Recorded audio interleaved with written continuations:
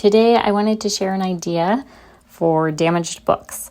So I used an old hardcover book to make this. I just used the cover of it to make sort of a hanging wall file, and I really love it. It just is hinged together with these two pieces of fabric, and I used some paper to cover up the insides of the book, and I super love it. That being said, I did avoid making this video and these projects because I did feel a bit intimidated by this.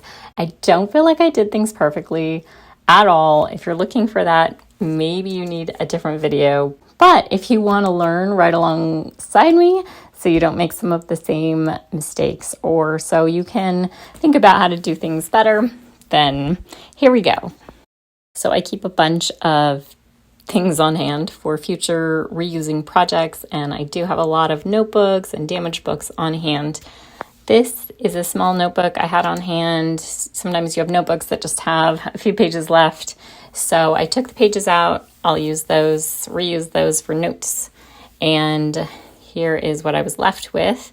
Just keep in mind with these that they will be hanging with the spine side down. So if you don't want your book sideways, just consider that when you choose your books. This is a book of poetry I got at a yard sale that had some damaged pages, so I just thought I'd give it a new life with this project. I always reuse end papers as just scratch paper, and then I usually save book pages for future projects. Book pages just make such beautiful, beautiful projects.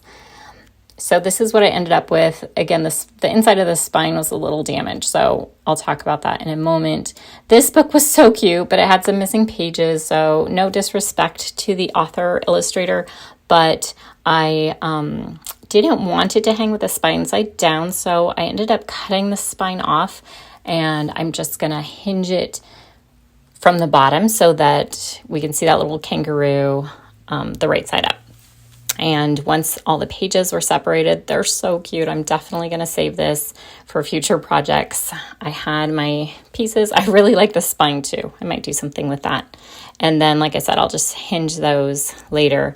On the sides here where I'd cut the spine, they were not the best, and I wish I had done something with them before starting the project. I have fabric on hand at all times, so I just kind of toss them out to figure out what I wanted to use. I really liked this one for this little spiral notebook. I like this one too, but I just don't want to deal with the frayed edges of that one. For pouch, this little pouch book, I liked both of these. I chose the second one. And then for the book of poetry, I chose this red fabric. So then I went and chose some papers just to put on those insides of those covers. And this first one was really pretty, but I thought it was a little too busy, so I just chose the plain green, which actually looks a lot like the book. For the spiral notebook, I ended up loving this butterfly one, and for the pouch book, I ended up choosing a fabric because I liked how it looked, but I did not end up liking using fabric. So it's about 2 inches across the top of this. You can kind of change that however you want for yours, but I measured the length of the book and about a little over 2 inches across, and then I cut these into triangular shapes. Don't know if that's the best method, but that's what I ended up doing, and it worked for me. I just used pinking shears so I didn't have to deal with any fraying or anything like that, although these will be covered up. So I just hot glued along the edges. Again, you want the inside facing in, of course, and the outside facing out. I definitely had to do touch-ups on all of these just to make sure there were no strange gaps or anything. So I did that to both sides here, and I am not the most precise person, so they're a little crooked. And then I just cut a rectangular piece to go along the bottom as my hinge piece. And I wish I had made this just a little smaller and more discreet. I did like that I sort of left a gap, you'll see, between the front and back cover. And I did like that I did that because I feel like it can fit more stuff. It just has a little more roominess to it. But it just was kind of, I wish I had trimmed down the fabric because it just became a little bulky. But that's kind of how it ended up looking. And And then I cut some rectangular pieces to cover those the inside of the book covers. And this is where I wish I had just chosen paper. I don't really like buying spray glue, so I used the glue gun, which I realize is not great either, but it just left it really bumpy. So I either wish I had smoothed it out or done something differently. It wasn't perfect, but it actually looks kind of good here. And then I struggled with what step to do next, and I did this differently on the different projects, but I ended up just gluing one of the sides first. I wish in retrospect that I had glued down my fabric piece on that other side first, because that proved really, really tricky to deal with after the fact, after these two sides were glued. And the reason I left it until last was just to be able to cover up those two side pieces, to not have them really showing on the inside. But maybe I could have figured out a better way to do that. And as you saw, I did trim up the tops of these side pieces just to make them a little nicer looking.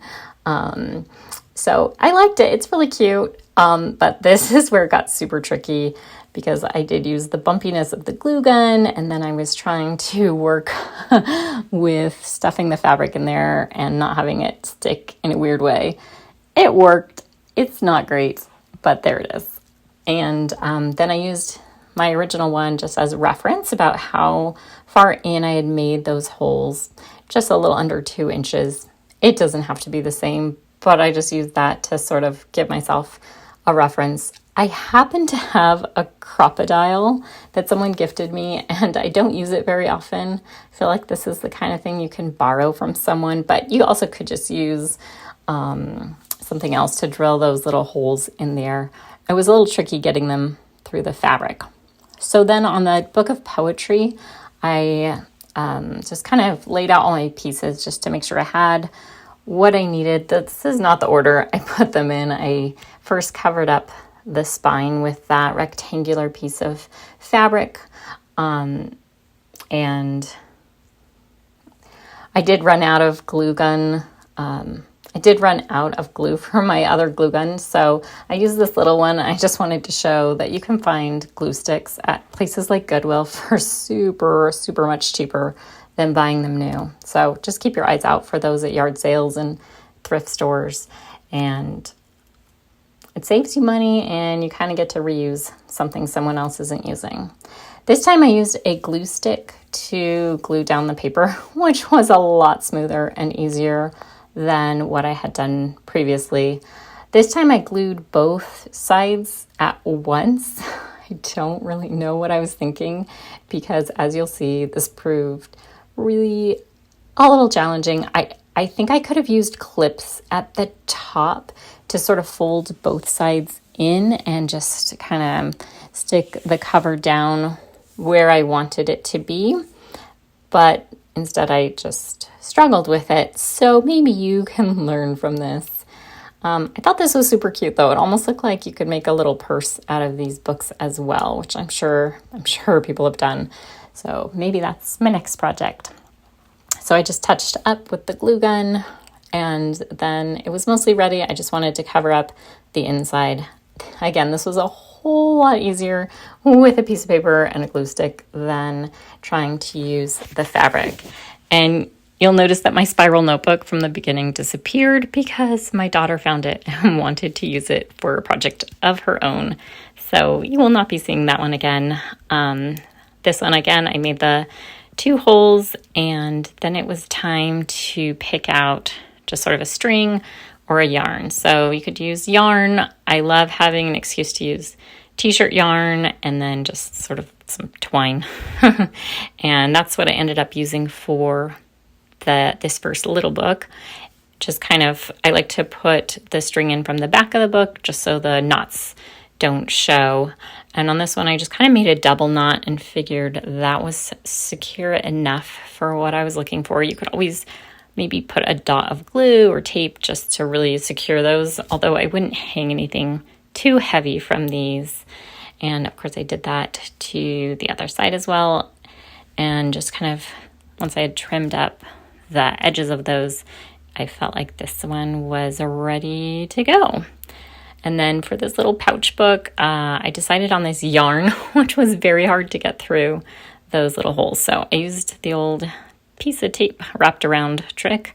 And once I had threaded that through, I felt like with the yarn, I felt like it was going to go through that hole. So I ended up tying probably way too many knots. And I also decided to leave that little piece of tape along that edge just because I got a little paranoid that it was going to pull through to the other side. Again, you could probably use a dollop of glue or something easy to make sure that that doesn't happen. But I just tied a bunch of knots instead. I did trim that a little bit, but I did leave the tape there. So then that one was done, and I think it's adorable, even though the fabric didn't turn out as well as I'd liked. So this is my original one. That's actually an extra big piece of paper in there. It's from an old calendar. I love that the pouch one is just a little pouch. It's so, so sweet. And then this one, I don't know if you can tell, but it's actually a lot smaller than the other ones. Those are greeting cards inside.